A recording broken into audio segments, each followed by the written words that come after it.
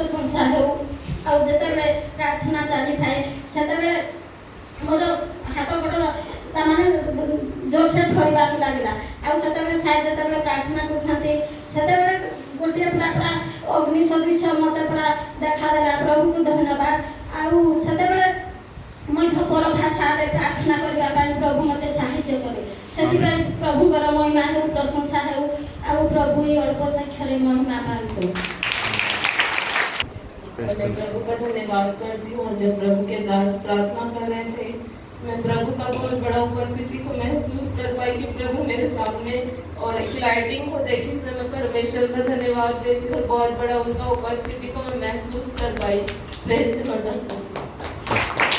प्रार्थना चलता से प्रार्थना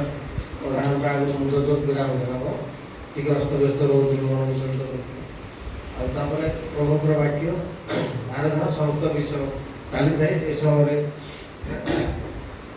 बहुत जोर हाथ गोड़ थड़ी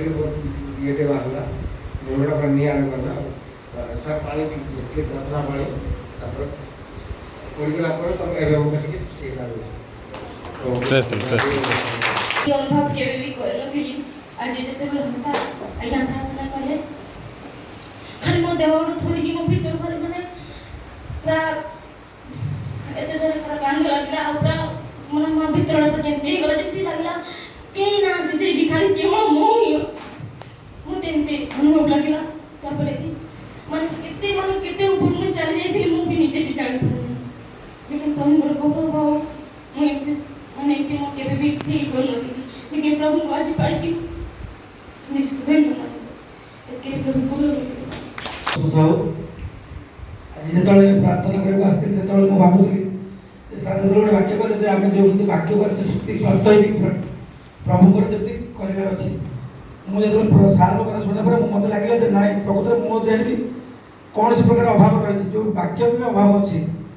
से कहला बेले सार से जीवदार सिंह पड़ो बुझे कहीं से निया आम पाखे आसी पार ना कहीं आम अफिस पापर अच्छु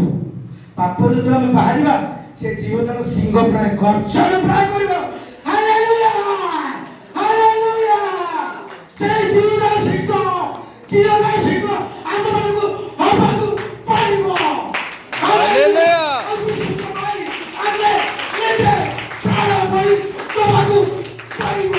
आमेन मरिबो सेही दिन तुम सिंह